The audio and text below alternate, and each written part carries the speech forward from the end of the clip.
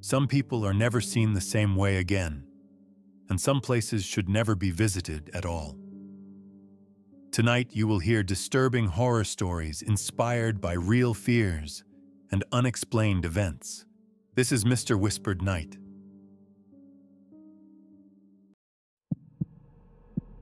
If children suddenly stop laughing in your neighborhood, it means someone taught them to be afraid.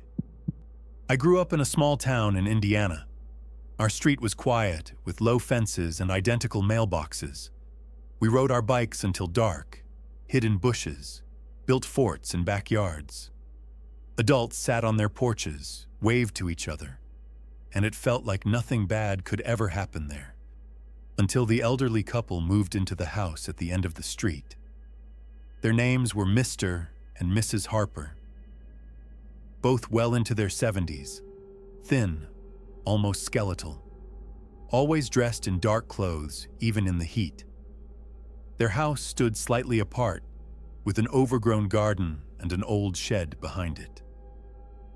At first, everyone treated them normally.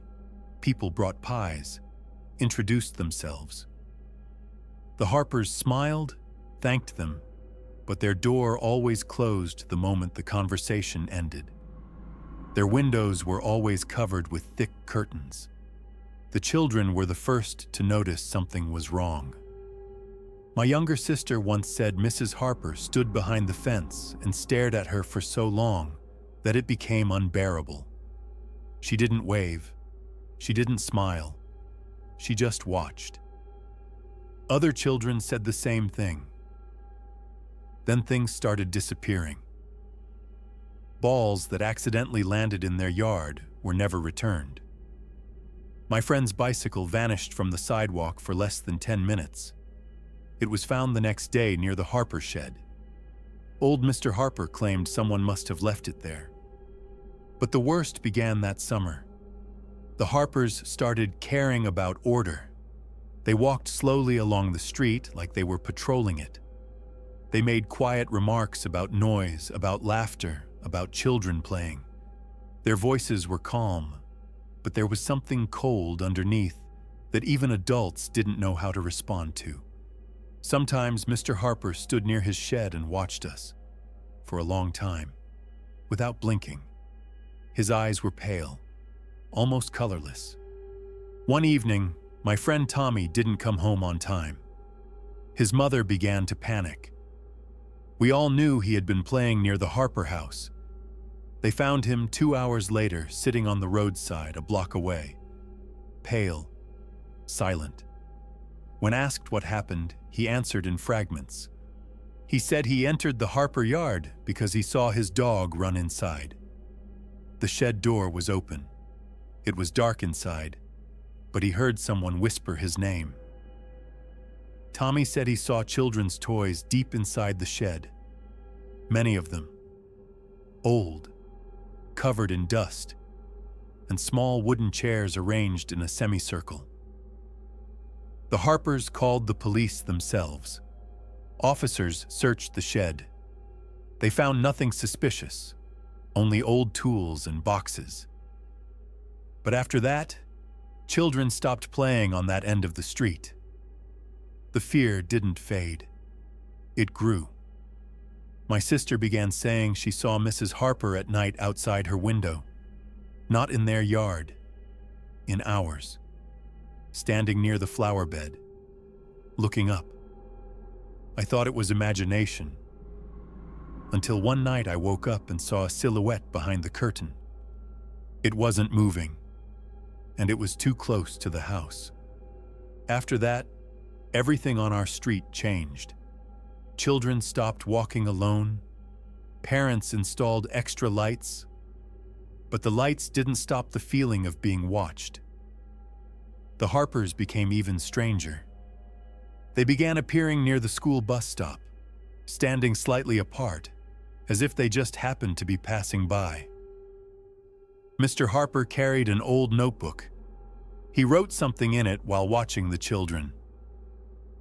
One day my sister came home crying.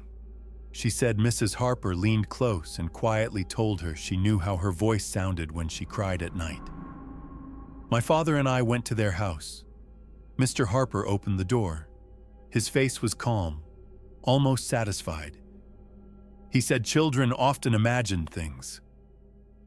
His wife stood behind him in the hallway. She was holding an old doll with one eye missing. She was smiling. A few weeks later, the thing that broke our street happened. 8-year-old Megan from the neighboring house disappeared. She had been playing in her yard. Her parents looked away for only a few minutes. The search lasted all night. Police searched every yard. When they reached the Harper house, the Harpers didn't resist. They opened every door. Megan was found in their basement. She was sitting on a small wooden chair. Around her were identical chairs, empty. The walls were covered with children's drawings.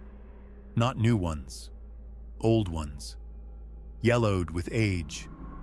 Some were dated years before the Harpers ever moved here. Shelves were filled with boxes of toys. Each box had a name and a date. Megan was alive. But she didn't speak for months. The investigation revealed that the Harpers had moved every few years, and in every town, there were stories about strange elderly neighbors who didn't like the sound of children. They were arrested.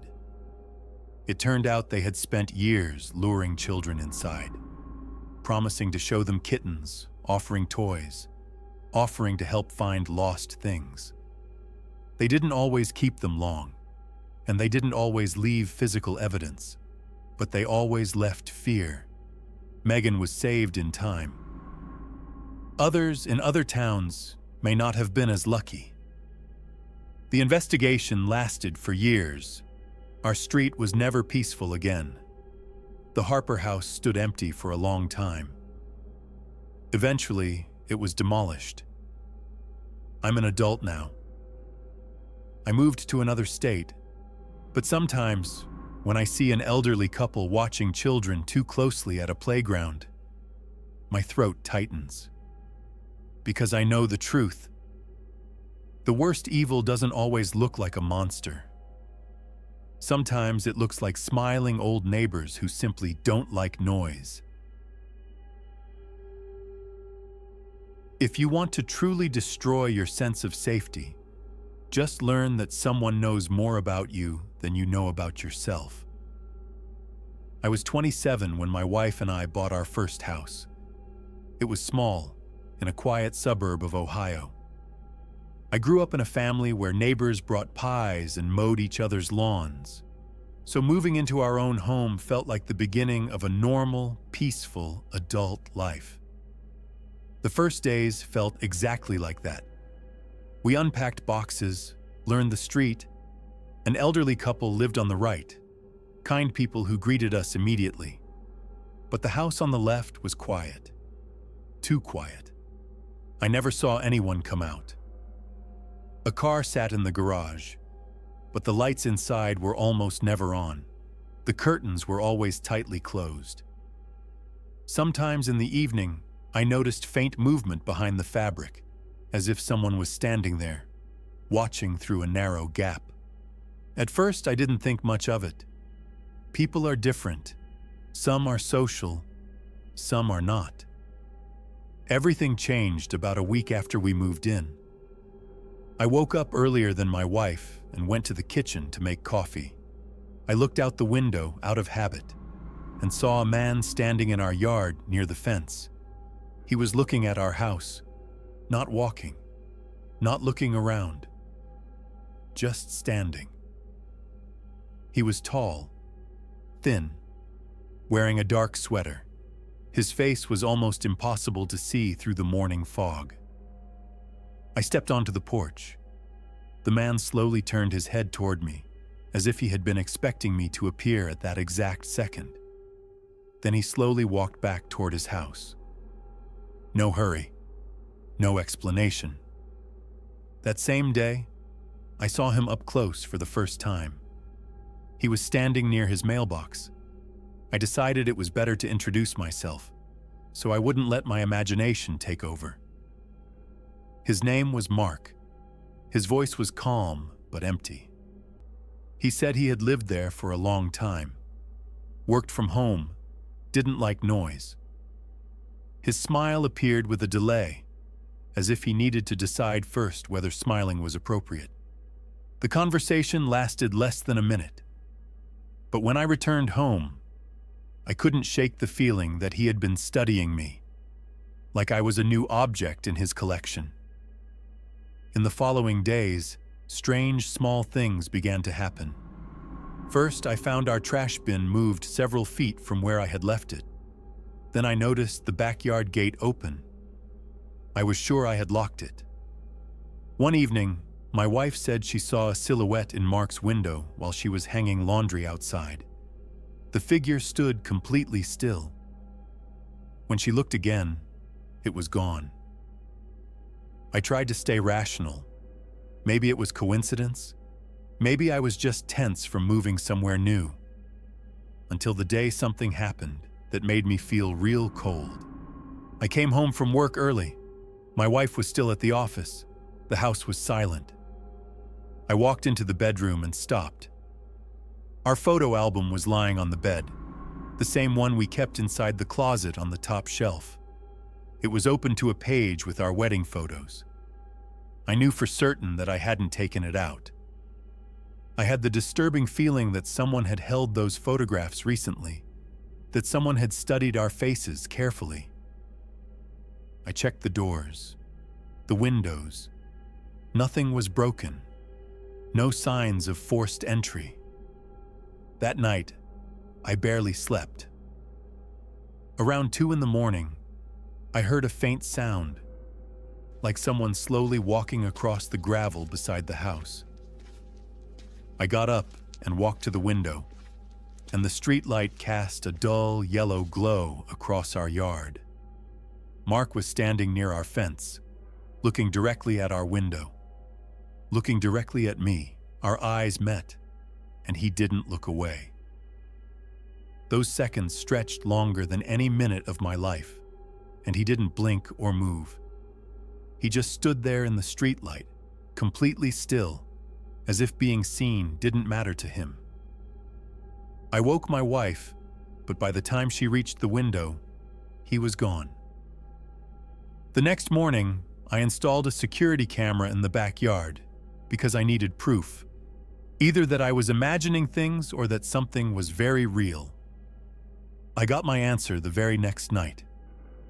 At exactly 1:47 a.m., Mark walked up to our fence and stood there for nearly 20 minutes.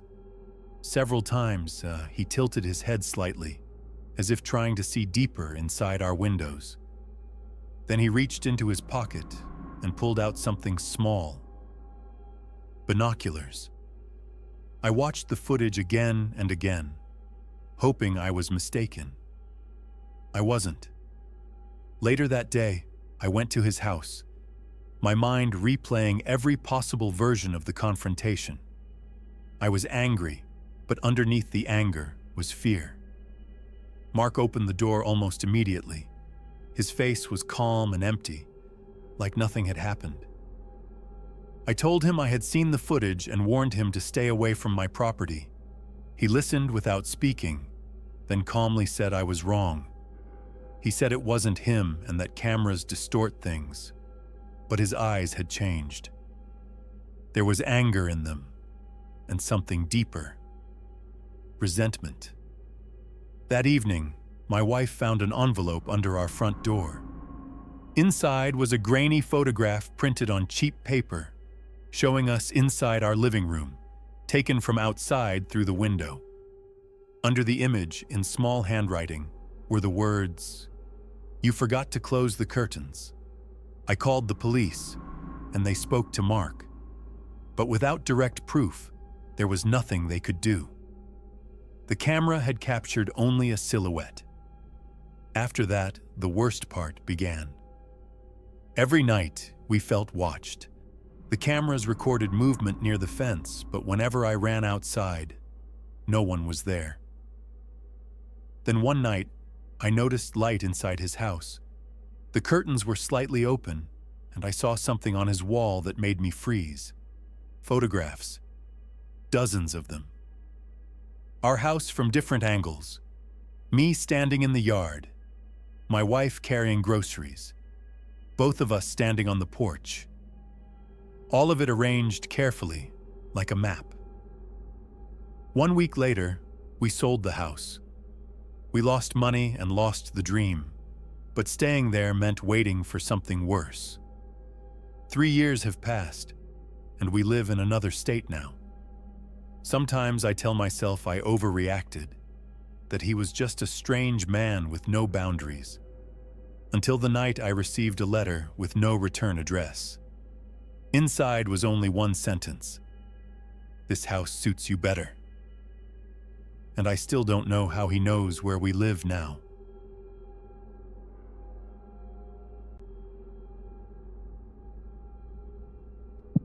I knew I wasn't going to make it home that day before I even opened the cabin door. It was a cold autumn morning, late October. Back then I drove alone a lot, just to clear my head. So I went up into the mountains, to a place my father and I used to hunt when I was a kid. The road leading there was narrow and overgrown. I should have turned around right then. Branches scraped against both sides of my car like they didn't want me passing through. But I kept driving. The cabin sat in a low clearing between old pine trees. I remembered it from childhood. The sagging roof, the dark windows, the wooden porch. It once belonged to some forest ranger. Then it was abandoned, slowly rotting away. Before I even stepped out of the car, I noticed something. The chimney had been gone for years, but from the roof, barely visible, a thin strand of smoke was rising. Not thick, not something you'd see from far away, just a gray breath in the cold air. I told myself it was steam, that the sun had warmed the damp boards, that I was imagining things, but my heart was already beating faster. I stepped out of the car and immediately smelled it. Not a campfire, not rot, something in between. A warm, damp smell, like a closed basement where something had been smoldering for a long time. The cabin door was slightly open. I remember thinking, if someone's in there, just leave. Don't play hero. Don't go inside. But instead, I climbed the porch steps. The boards creaked loudly under my feet, too loudly for a place that quiet. The forest stood completely still. No wind, no birds. The silence felt thick, like it had weight. I pushed the door open. Inside it was dark, but not completely. Light seeped through cracks in the walls. In the corner stood an old cast-iron stove, and inside it, embers were still glowing. Someone had lit it recently. On the table was a metal mug. It was still warm. I didn't call out.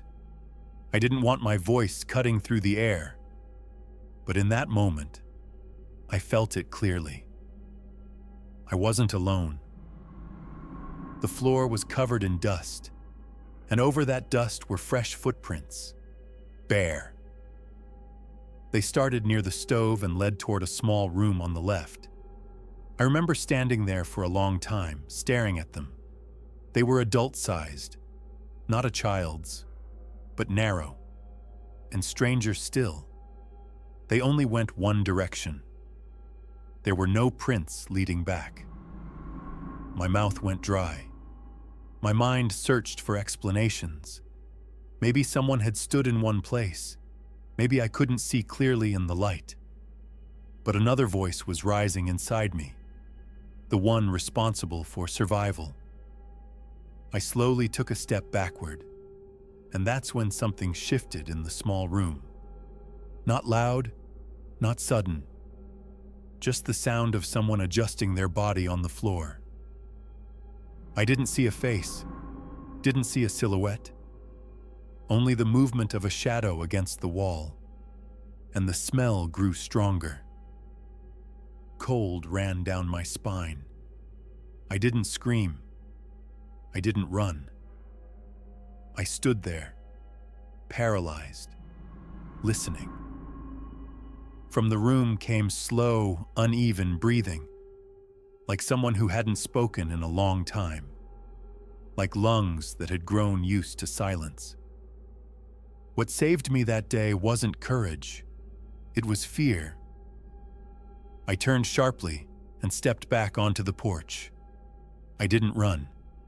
I just moved quickly down the steps, never taking my eyes off the door.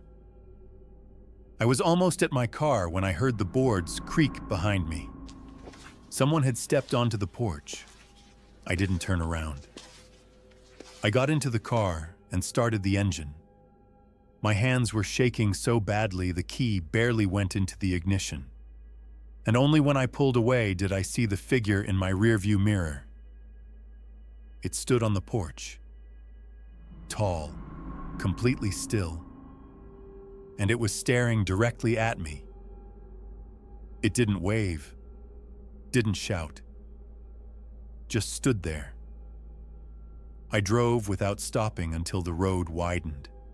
My heart was pounding in my chest like a hammer. I could have convinced myself it was a drifter, that I had just scared someone. But then I looked at my hands. There was dust on the steering wheel and a clear barefoot print.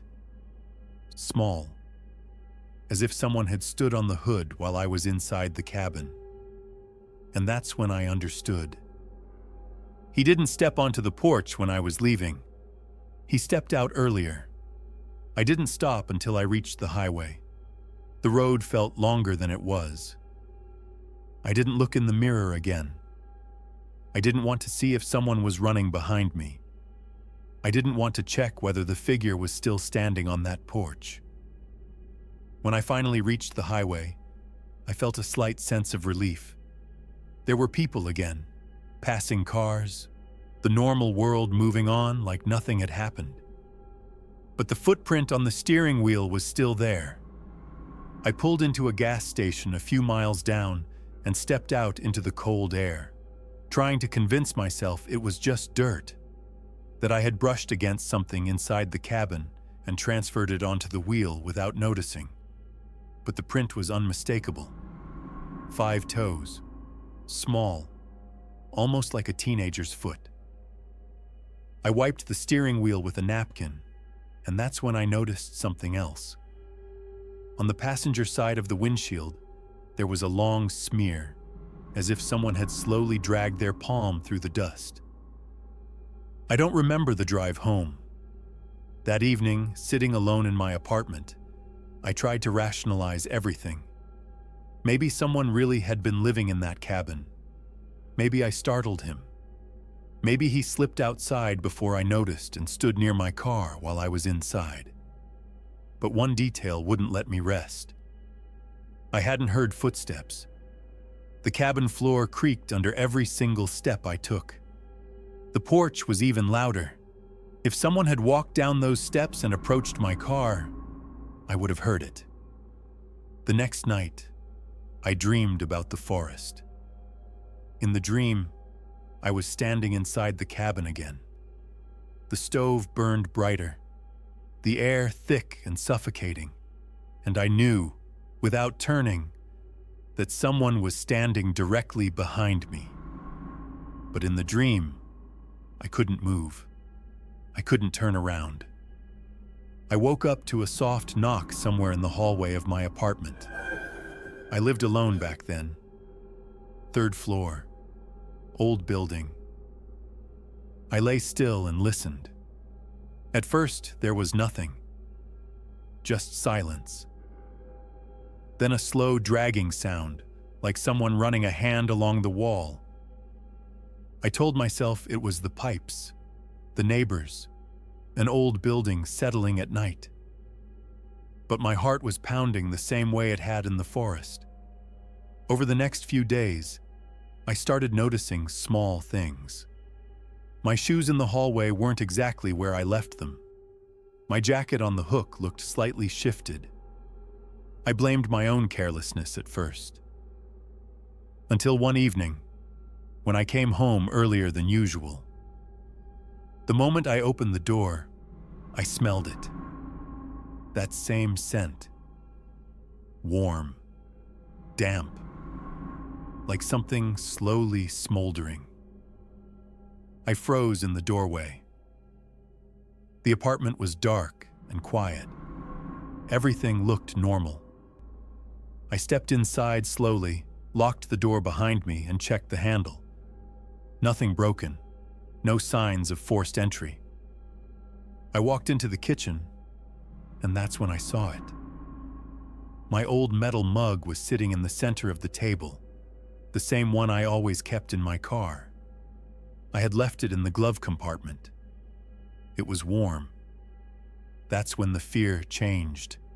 It wasn't panic, it wasn't shock, it was understanding. He hadn't stayed in the forest. I searched the entire apartment, the bathroom, the closet, under the bed. No one.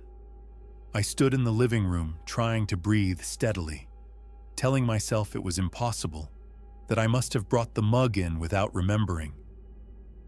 And then I heard it. Very quiet. From inside the hallway closet. Slow, uneven breathing. My body locked in place. Every muscle tightened. I stared at the closet door, knowing that if it opened, I wouldn't react fast enough. The breathing stopped. And in the absolute silence that followed, I heard a creak. Wooden. Familiar. The same sound as the boards in that cabin. I don't remember running. I only remember the stairwell, the cold night air hitting my face, and sitting in my car trying to dial the police while my hands shook so badly I could barely hold the phone. The police found nothing. No signs of forced entry, no intruders. Everything looked completely normal. The mug was exactly where I had left it, on the kitchen table. Only now it was cold. I moved out a week later. I never went back to that forest. But sometimes, late at night, when my apartment is completely quiet, I wake up to that familiar smell. Warm, damp, and in those moments, I'm not afraid that he'll come back. I'm afraid he never left. I saw my own car parked beside the abandoned cabin, even though I had left it nearly a mile away, and I wasn't alone. My little sister was standing next to me. She was 12. I still haven't forgiven myself for bringing her with me that day. We had gone into the woods just for a walk. She'd been asking to come with me since summer. She loved what she called our adventures. I left the car on the shoulder of the road, making sure it was clearly visible from the highway. I locked it, checked it twice. The keys were in my pocket. The air smelled metallic and cold, and damp leaves clung to our boots. My sister walked closer to me than usual. She didn't complain, but I could feel it. Something about the forest was getting to her. We spotted the cabin down in a dip between the fir trees, like it had been deliberately hidden from sight. The roof was caved in. The windows were black. The porch leaned at an angle. But the danger didn't start with how it looked. The forest was wrong. No birds, no wind, not even insects. It was as if the entire place had been muted. My sister stopped walking and tightened her grip on my hand. I froze and listened. That's when I heard it. A faint sound. Slow friction, like a hand dragging across wood. Close. We moved toward the porch. In the mud near the steps were footprints. Fresh ones, short strides, uneven, like someone limping or placing each step carefully to avoid making noise. They curved around the side of the cabin and disappeared behind it. The door wasn't just open, it was propped with a thin wooden wedge to keep it from closing, like a habit. I didn't want to go inside, but curiosity, stubborn pride, and the stupid desire to prove to my sister that there was nothing to be afraid of pushed me forward. The air inside smelled of dampness, old smoke, and something faintly sweet that didn't belong in an empty house. Light filtered through gaps in the boards. The floor didn't creak everywhere.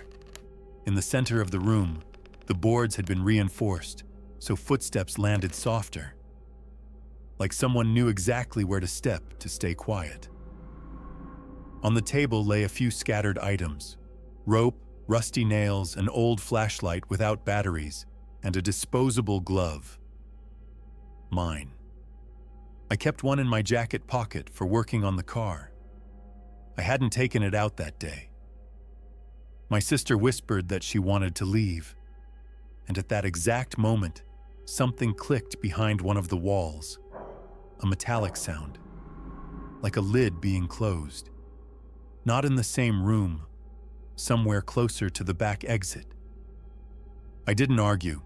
I led her out onto the porch and we started back down the path. That's when I noticed something worse. Our footprints were almost gone, as if someone had brushed over them with a branch. Running parallel to where ours should have been were other tracks, narrow, careful, following us. My sister wasn't just holding my hand now. She was gripping it. When we reached the clearing where my car was supposed to be, I stopped. Because it was there. My car, the same scratch on the bumper, the same keychain. But I hadn't left it here. The driver's door was slightly open, and on the seat lay the key. Not in the ignition, not in my pocket. On the seat. My sister whispered that this wasn't funny. I looked at the car window, and in the reflection of the forest behind us, I saw something darker than the shadow of any tree. I pulled at the driver's door, trying to slam it shut, but it wouldn't move. Something was holding it from underneath, and I knew, if I looked down, I would see a hand. I didn't look. I grabbed my sister and pulled her back just as the door suddenly swung open wider, like the resistance had been released on purpose. We got inside. The engine started immediately, but the car didn't move. The front wheels spun uselessly. Under the bumper was a log. Placed there, a trap. My sister started shaking. Then I heard it, a soft click inside the car. The door lock button slowly slid down. I hadn't touched it. I pulled it back up. It slowly went down again. My sister stared at me with wide eyes, fighting not to cry.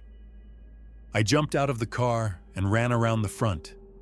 The log was positioned too neatly, perfectly aligned under the bumper. Someone had placed it there carefully. I kicked it aside.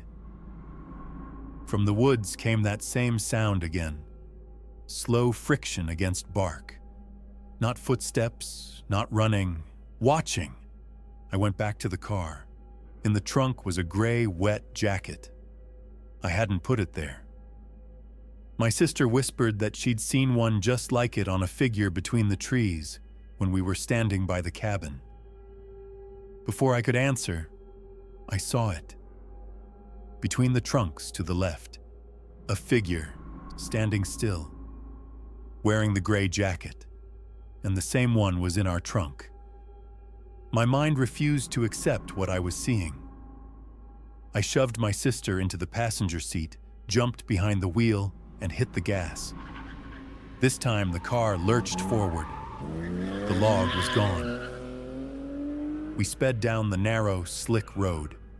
In the rearview mirror, headlights appeared. Far at first, then closer. My sister said it wasn't a car. She said the lights weren't on the road. They were moving between the trees. I didn't want to look, but I did. She was right. The lights glided through the forest, keeping pace with us. We hit a bend too fast, and then I saw it. Ahead of us, blocking the road, stood the same cabin. Not off to the side, not in the distance, directly in front of us, like a wall. I slammed on the brakes. The car skidded. For a split second, I saw the porch up close. The door was slightly open, and in the gap lay my disposable glove. The car came to a stop.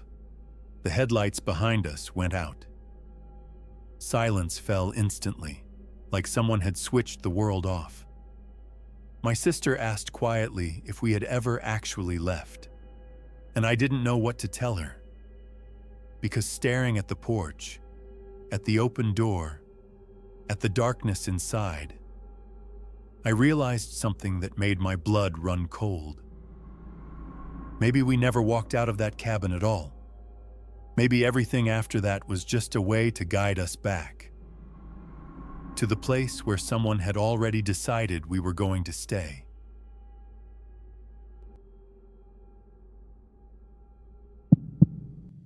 If you ever find a plastic tag with a number in your pocket, leave.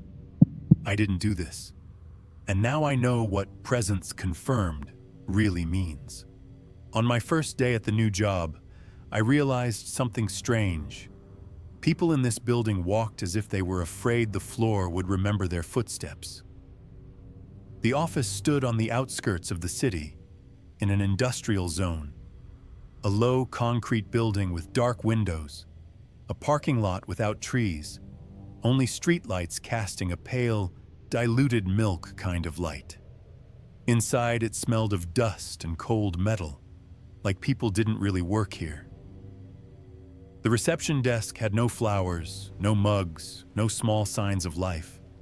Only a thick visitor log, where every name was written in the same perfectly even handwriting.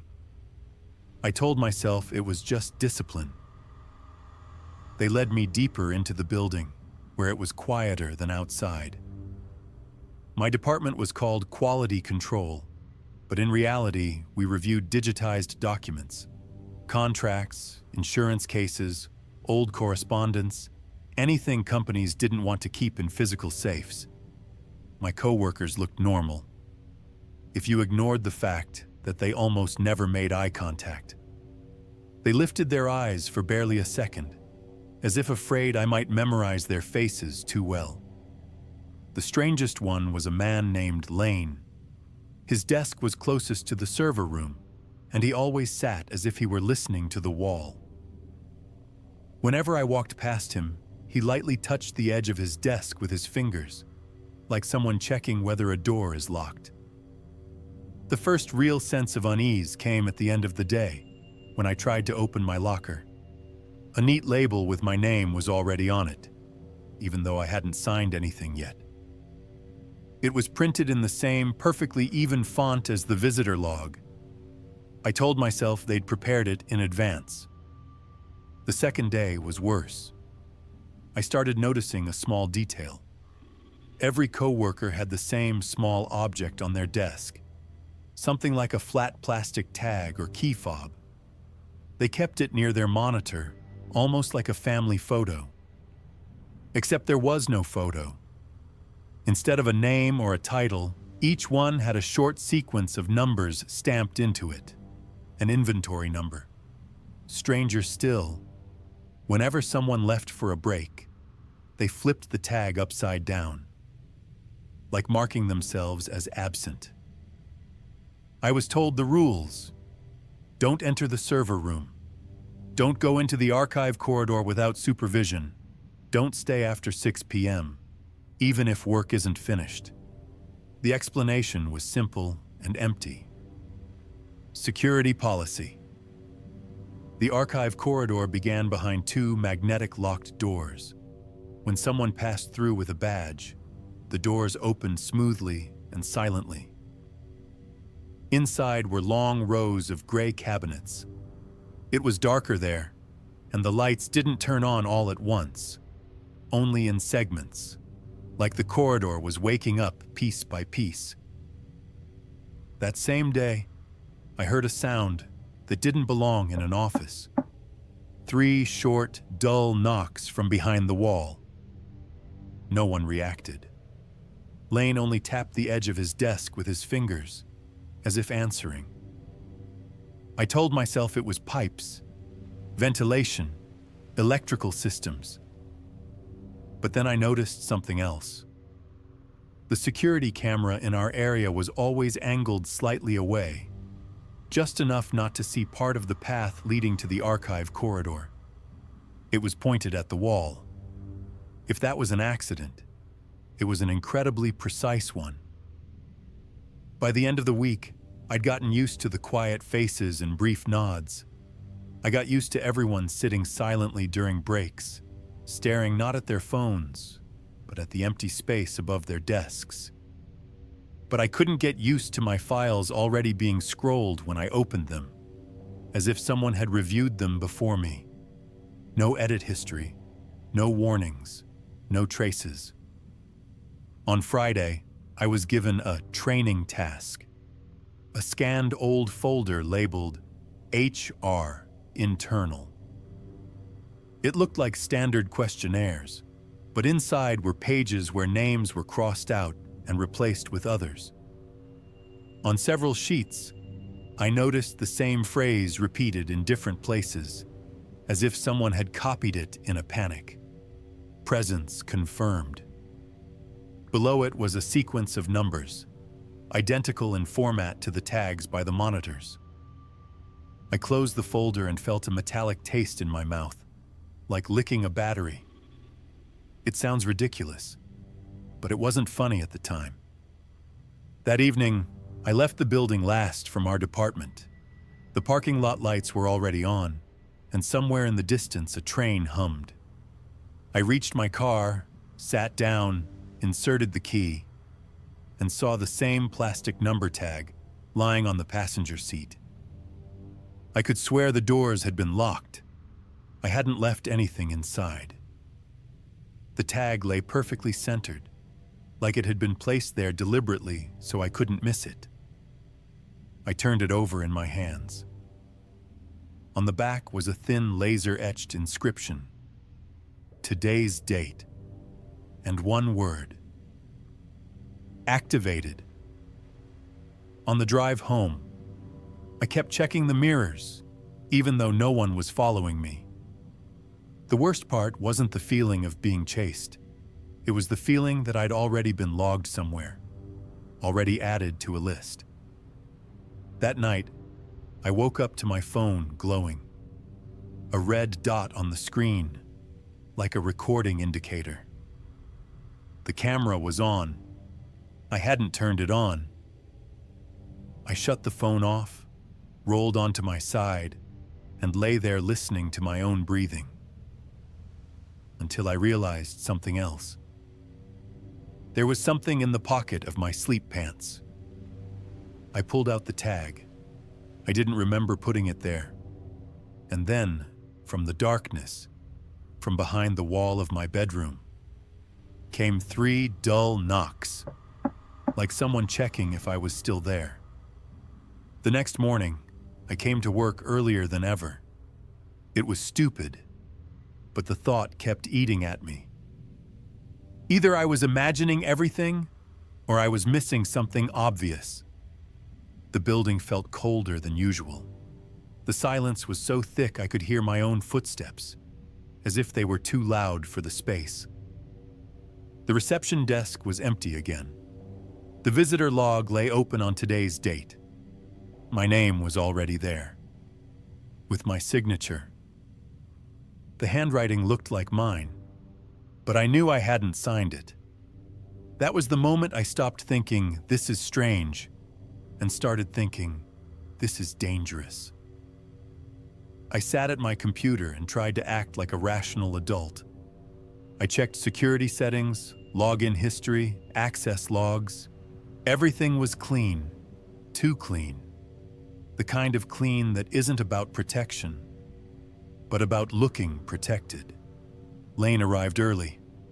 He hung up his jacket, sat down, and placed his tag beside the monitor. I didn't realize how long he'd been staring at my hand until I felt it on my skin.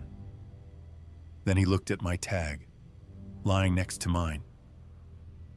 For a second, his face went empty, like someone seeing a familiar symbol in the wrong place. That day, I lingered near the archive doors, pretending to look for printer paper. Whenever someone passed, I watched closely. They didn't just scan their badge. They touched their tag, briefly, like confirmation. After lunch, I was given another folder, neutral label. Inside were internal memos about staff optimization. But there were no layoffs. There was only the word deactivation. And next to it, those same number sequences. Each document ended with presence confirmed and a date. My palms started sweating because one of the numbers matched my tag. And then I did what people always do in bad movies. I stayed after 6. I told myself I'd just check, confirm something was happening, and leave. No weapon, no plan. Just stubbornness and fear. At 5:55, the office emptied, synchronously, like a signal had gone out. People stood up, cleared their desks, and flipped their tags over. I stayed seated until the last footsteps faded. Only Lane lingered. He stood by the exit, hesitating, and glanced once toward the archive corridor, as if checking that the doors were truly locked. When he left, I heard the familiar 3 knocks, not in my head, not in the pipes, somewhere inside the building. I approached the archive doors. My badge didn't work, but I noticed a small service panel in the wall, barely visible behind a supply cabinet. It could be opened with a simple key. I had the absurd feeling that the building was watching me as I tried keys. That thought made my hands shake. The panel opened into a narrow maintenance passage, just wide enough to squeeze through sideways.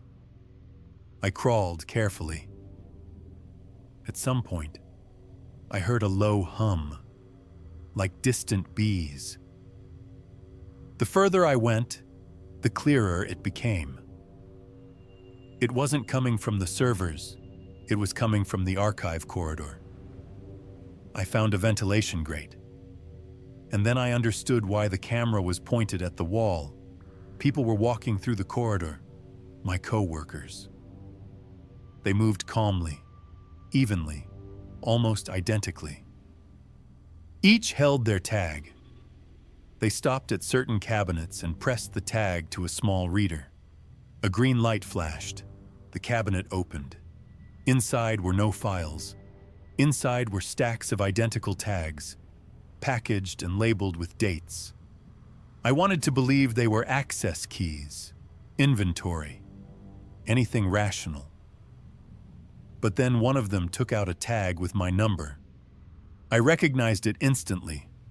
One corner was scratched, the same scratch as mine. The co-worker, a woman from my department, judging by her walk, touched the word activated with her finger, like checking a status. The humming grew louder. I realized it wasn't machines. It was thousands of tiny relays switching, like the building was updating countless invisible lists at once. Then someone behind me inhaled. Soft. Close. I froze so sharply my neck hurt. I didn't turn right away. I was terrified that if I did, I'd see something I couldn't unsee. But when I finally turned, I saw Lane. He stood close enough for me to smell his cologne. In his hands was my tag, Not the one from my desk, another one. Older, more worn, like it had been carried in a pocket for a long time. Lane didn't move suddenly. He just raised a finger to his lips. Not to tell me to be quiet, but to remind me of a rule I should have known from day one. In this building, no one speaks after 6. He placed the old tag into my palm. It had my number and one more word. Return. I don't know how long I stood there. Then he stepped back into the darkness of the passage. 3 knocks, and I finally understood. It wasn't a signal. It was a presence check. I got out as fast as I could, scraping my shoulder on metal. I ran through the empty office, feeling like the building had woken up and was listening to my steps. The parking lot was dark. The lights flickered. They hadn't done that before. I drove home without checking the mirror. On the way, I tried to find logic, a corporate cult, a control system gone insane. But the more I thought, the clearer it became. The scariest part wasn't what they were hiding. It was that they acted like I already belonged. At home, I laid both tags on the table, the new one and the old one. Same numbers, but the old one was warm, as if it had just been held for a long time. I slept with the lights on. At dawn, I received an email from HR. No greeting. 1 sentence. Presence confirmed. And tomorrow's date. I never went back. I packed my things and left the city that same day. I changed my number, deleted my email, changed routines. But sometimes, when I enter a new building, I catch myself walking more quietly than necessary, as if the floor can remember. And every few months, I find a small, flat object in my jacket pocket that wasn't there before. A plastic tag with my number. On the back, a fresh date and the same word. Activated.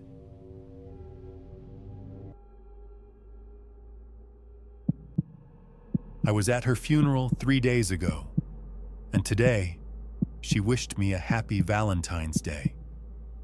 It was February 14th, a cold, dark morning, the kind where the world still feels asleep. I woke up to my phone vibrating beside the bed. A message. No contact name, just a number.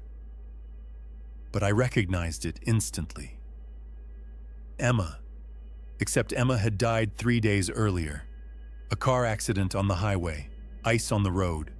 Her car had slid under a truck. Her sister was the one who called me. I attended the funeral. I saw the closed casket. I held her mother up when she couldn't stand. And now there was a message. Happy Valentine's Day. You promised this day would always be ours. I just stared at the screen. My fingers went cold. The first thing I told myself was that someone had taken her phone. A sick joke. Or maybe a scheduled message she forgot to cancel. I opened our chat. The last conversation had been a month ago. Short, cold, final. After we broke up. But now, at the bottom of the screen, a new message appeared. I'm outside your house. I sat up instantly. My window overlooked a small courtyard and the street below. The lamp near the entrance cast a dull yellow glow over the snow. It looked empty. Then my phone vibrated again. Look closer. I stood and walked to the window, my heart pounding in my throat. I scanned the parked cars, the shadows between the trees, and then I saw it. In the snow, directly in front of my building, someone had stomped out a heart. Large, uneven, fresh. Footprints led from the street straight to my front door. There were none leading back. I stepped away from the window. Another message. "You didn't think you could leave me that easily, did you?" My hands started shaking. I called her number. It rang for a long time. Then, a click. Silence. Not complete silence. Breathing. Soft. Uneven. Like someone holding the phone close to their face and saying nothing. I couldn't speak. I just listened. And then, very quietly, almost a whisper. Not quite her voice. More like a distorted recording. "Open the door." At that exact moment, someone knocked. Not the doorbell. Not loud. Slow. 3 knocks. I froze. I knew she was dead. But I also knew someone was standing outside my door. And then a thought hit me. Worse than anything else. If that wasn't her, then who was in the casket? I didn't move. The knocking came again. 3 slow knocks, the same pause between them, like whoever was outside wasn't in a hurry, like they knew I wasn't going anywhere. The phone was still pressed to my ear. The breathing grew deeper. Then came a soft, quiet laugh. Barely audible, like someone trying not to be heard, but failing. I slowly lowered the phone. The apartment was so silent I could hear the refrigerator humming and my own heart pounding. I walked to the door and looked through the peephole. No one. Empty staircase. Dim hallway light. Shadows. But I had heard the knocks. The phone vibrated again. "I know you're watching." I stepped back sharply. My eyes drifted toward the window. And then I understood. The peephole only shows the stairs, but there's another place someone could watch me from. I slowly walked to the kitchen window. In the dark reflection of the glass, I saw myself. And something else.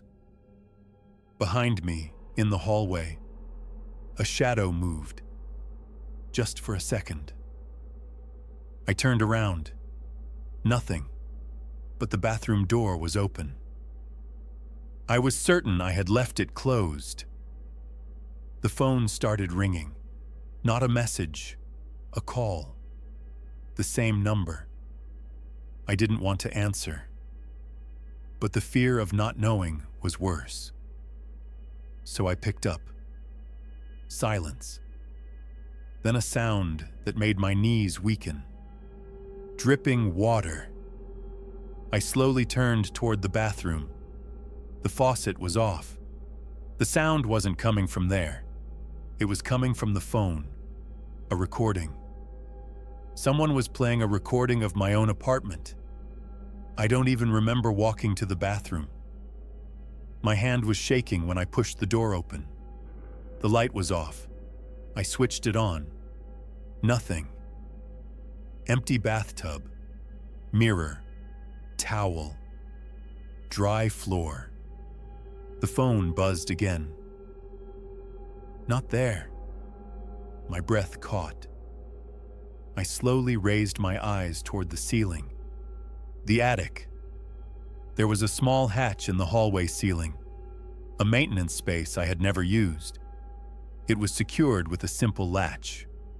I stared at it, and one thought kept repeating in my head. If someone is up there, they've been here the entire time. The phone buzzed again. You didn't check when you came home. I didn't want to do this, but I couldn't not do it. I dragged a chair beneath the hatch and climbed up. My hand touched the metal latch.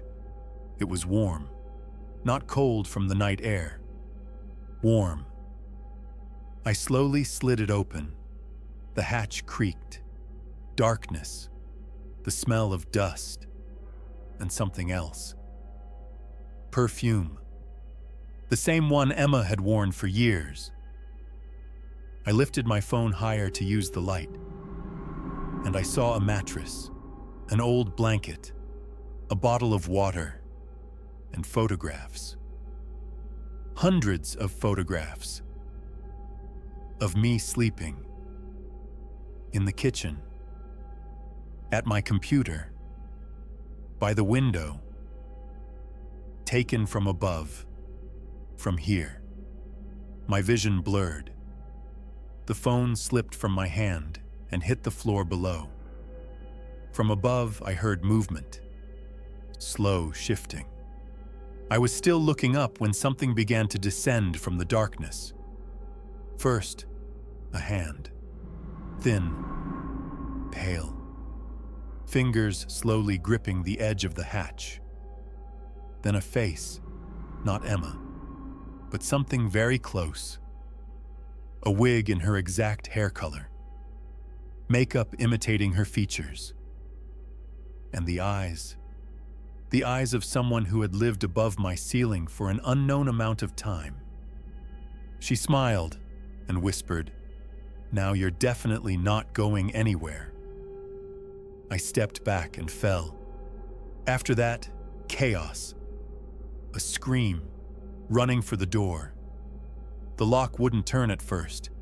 My hands wouldn't cooperate. I burst into the hallway and pounded on my neighbor's door. Police arrived 10 minutes later. The attic was empty. The mattress was gone. The photographs were gone. Only a thin layer of dust remained.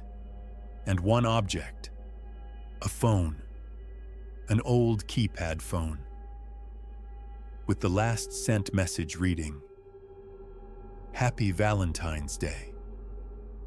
The number was registered to someone who had died 5 years ago.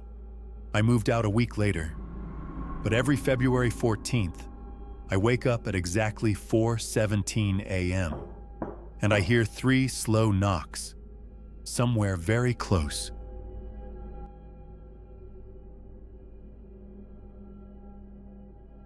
I realized something was wrong when I couldn't remember the last time I had been alone.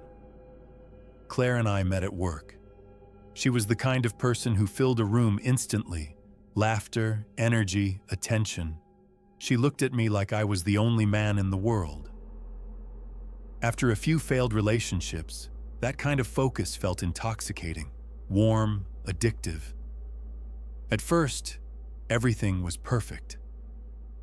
She brought me coffee in the mornings, sent long messages throughout the day, waited for me after work. She remembered small things, what music I played when I was tired, which words annoyed me, how I folded my shirts. It felt good to matter that much to someone. 3 months in, she left a toothbrush at my place. 6 months. Half her clothes were in my closet. 9 months. I couldn't remember the last time she had slept in her own apartment. I didn't question it. It felt natural. We were a couple. The first warning sign seemed small. I was going to meet a friend I hadn't seen in a year. Claire said she felt uncomfortable with me going without her. I laughed, assuming it was a joke. She didn't laugh. She didn't yell, didn't argue. She just sat on the couch and went silent. Didn't look at me, didn't answer questions, just silence. I went anyway. But the entire evening I felt guilty, like I had betrayed her somehow.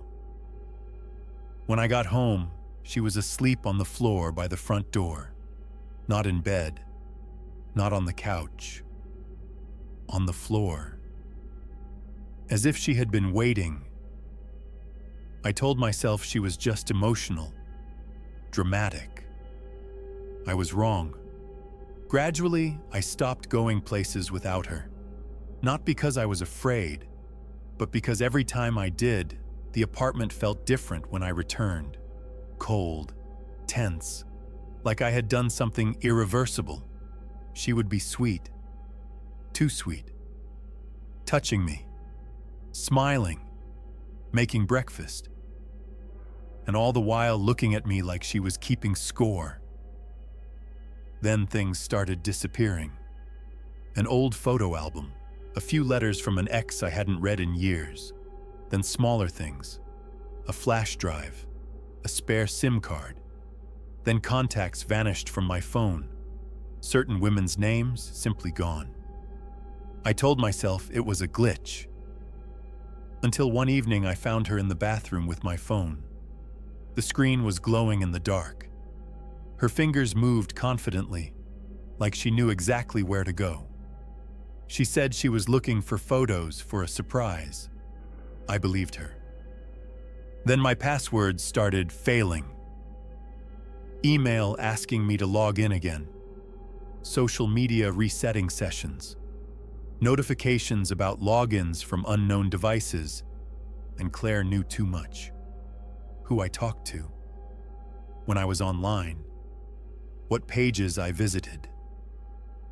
She would ask calmly, casually, like we were discussing groceries. That calm was worse than anger. One night I woke up and saw her sitting at the edge of the bed, just watching me, not blinking. Her face was empty, drained of expression, not angry, not loving, observing. She said she was admiring me, but there was no warmth in it. After a year, I barely saw my friends. My parents said I seemed different, tense, distracted, like I was always somewhere else.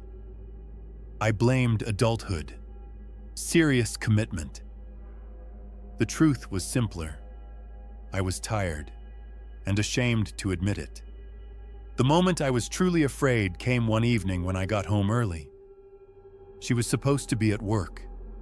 The apartment was quiet, but it was the wrong kind of quiet.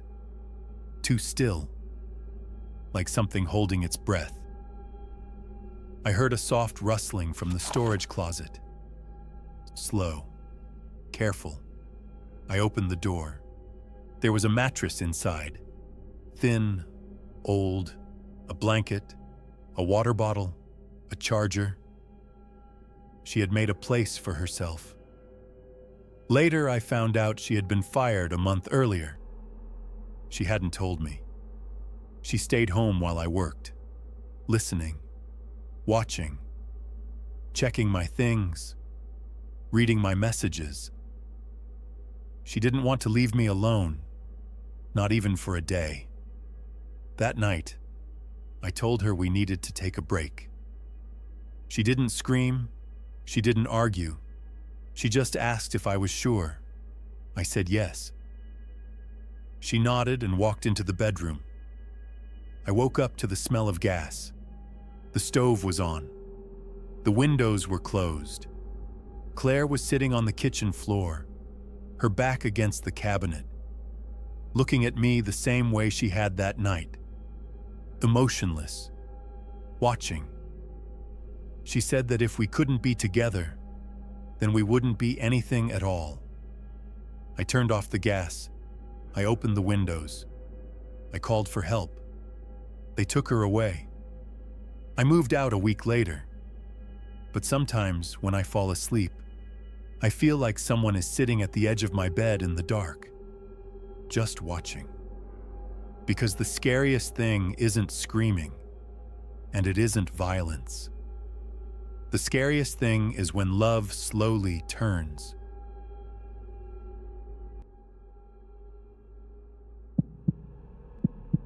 I learned how fragile feeling safe really is the moment my own house started behaving like it didn't belong to me anymore.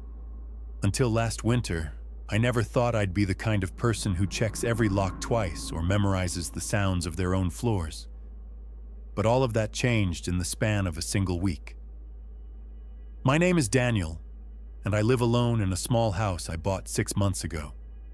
It was supposed to be a fresh start, a quiet place. I'm friendly, polite, and I make a point to talk with my neighbors, wave when I see them, exchange small conversations, keep things comfortable. Nothing about my life felt unstable. I work from home, order groceries online, and go to the gym late at night. I like routine. I like knowing what comes next. That predictability is probably why it took me too long to react when something finally felt wrong. It started with a noise at around 3:30 a.m. on a Tuesday. I had fallen half asleep on the couch, the TV playing softly, old family photos rotating on a digital frame across the room. That's when I heard it. A dull, muted thud from the back of the house. It wasn't loud enough to scare me awake. At first, I assumed something had shifted in the kitchen or the house had settled. Homes make noises, especially new ones.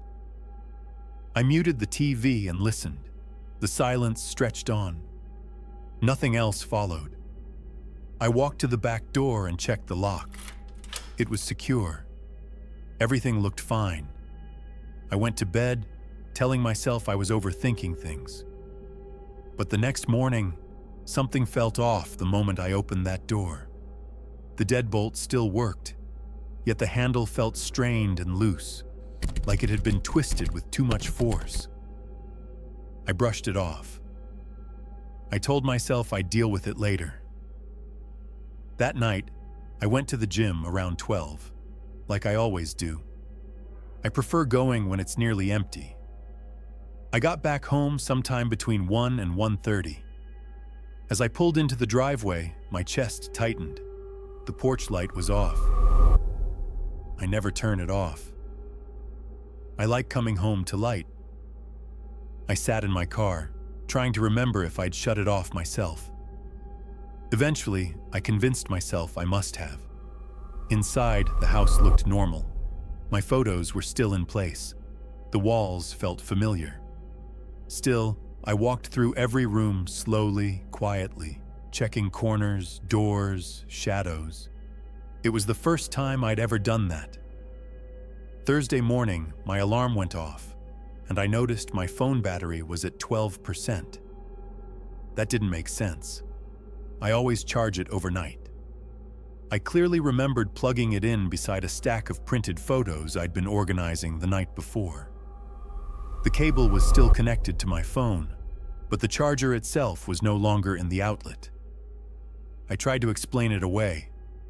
Maybe I knocked it loose while sleeping. But my phone was still on the nightstand, exactly where I left it. The explanation didn't sit right, and the unease stayed with me all day. That night, I didn't sleep right away. I left the TV off and sat in the dark, surrounded by shadows and picture frames, listening to the house breathe. Around 4 in the morning, I heard it. Slow, heavy thumps coming from the back of the house. Footsteps crossed my mind, and I rejected it immediately. That was impossible. I held my breath, my heart pounding so loudly I was afraid it might drown out the sound. After a moment, the thumps stopped. I told myself it had to be outside noise. This is the suburbs. People walk dogs. Cars pass. Still, the next morning, I found muddy shoe prints near the back door. They were smeared, incomplete, like someone had tried to wipe them away before stepping farther inside. My stomach dropped. I stood there staring at them, my eyes moving from the prints to the photos on the walls, trying to understand how any of this could be real. No one had visited. I hadn't been outside in muddy shoes. When I checked the back door again, I noticed faint scratch marks around the lock. Thin, deliberate lines, like someone had tested it. I called a locksmith and told him the lock felt unreliable. I didn't mention the footprints. He replaced the lock that afternoon and reassured me everything was secure. That night, I wedged a chair under the back door handle and locked my bedroom door. I stared at the door until I fell asleep, trying to calm myself. Just before 5 in the morning, I woke up to a soft tapping on my bedroom door. It wasn't a knock. It sounded like fingertips, lightly testing the surface. I didn't move. I stared at the door, my eyes burning as fear locked me in place. The tapping lasted for about a minute before it finally stopped. Then I heard soft footsteps retreating down the hallway, slowly moving away from my door. I never fell back asleep. When morning finally arrived, the chair was still jammed under the back door handle, exactly where I'd left it. But the door itself was unlocked. The new lock wasn't damaged. There were no scratches. It hadn't failed. It had simply been turned from the inside. That was the moment everything snapped into focus. I hadn't been imagining things. I wasn't exhausted or paranoid. Someone had been inside my house while I slept, and they knew the layout well enough to move freely. I called the police and tried to explain everything calmly, even though my hands wouldn't stop shaking. They searched the house and checked the yard, then told me there were no signs of forced entry. Of course there weren't. I had just replaced the lock. They suggested I might have unlocked the door myself and forgotten. I knew that wasn't possible, but without proof, there was nothing they could do. That night, I didn't sleep. I left every light on and sat at the kitchen table with a knife placed in front of me. Around 3 a.m, I heard a sound coming from the basement. The basement door, just off the kitchen, was slightly open. A wave of pure dread rolled through me as I stared at that narrow gap in the darkness. I moved toward it slowly, barely breathing, and leaned forward just enough to see inside. I know what I saw was real. At the bottom of the stairs, or maybe standing on one of the lowest steps, there was the outline of a person. I couldn't tell if they were facing me, but the shape was unmistakable. The moment my mind caught up with my eyes, I slammed the door shut and ran straight out of the house. I got into my car and called 911 again, my voice barely steady. When the police arrived for the second time, they went inside while I waited in the back of one of their vehicles, staring at my house like it no longer belonged to me. A few minutes later, they brought a man out in handcuffs. He was barefoot, wearing dark clothes that looked slept in. He never once looked at me. I don't think he even realized I was there. They put him into the back of another cruiser and shut the door. I stayed outside as more officers went back in. I couldn't bring myself to look at him. My hands wouldn't stop shaking, and every answer I gave came out broken and uneven. The search took longer than I expected. When one of the officers finally returned, he asked how long I'd lived in the house. I told him 6 months. He nodded, wrote something down, then asked what time I usually went to the gym and which nights I went. I answered without thinking. He looked back toward the house and explained what they'd found. Food wrappers and bottled water hidden behind the furnace in the basement. A phone charger plugged into an outlet down there. It looked like someone had been sleeping on the concrete floor, using old insulation as a makeshift bed. The man hadn't spoken a single word to any of them. The main officer explained the possible charges, though he said the final decision would be up to the district attorney. Eventually, they told me I could go back inside. Days later, I was scrolling through my camera roll to send a friend a photo when my stomach suddenly dropped. At first, I didn't even understand what I was seeing. It was a photo of me, asleep in my bed, taken at 4:11 in the morning. It was from the same night I woke up to find my phone unplugged. The framing was careful, clear, intentional. The fear came rushing back all at once. I contacted the unit listed on the incident report, and they asked me to come in so they could transfer the image as additional evidence. They told me that with that photo, the charges would likely increase. It was reassuring to hear, but it didn't undo what was done. That damage is permanent. I still live in that house. I still greet my neighbors and keep up appearances. But I check every lock now, and I know one thing for certain. I will never go down into a basement alone at night again.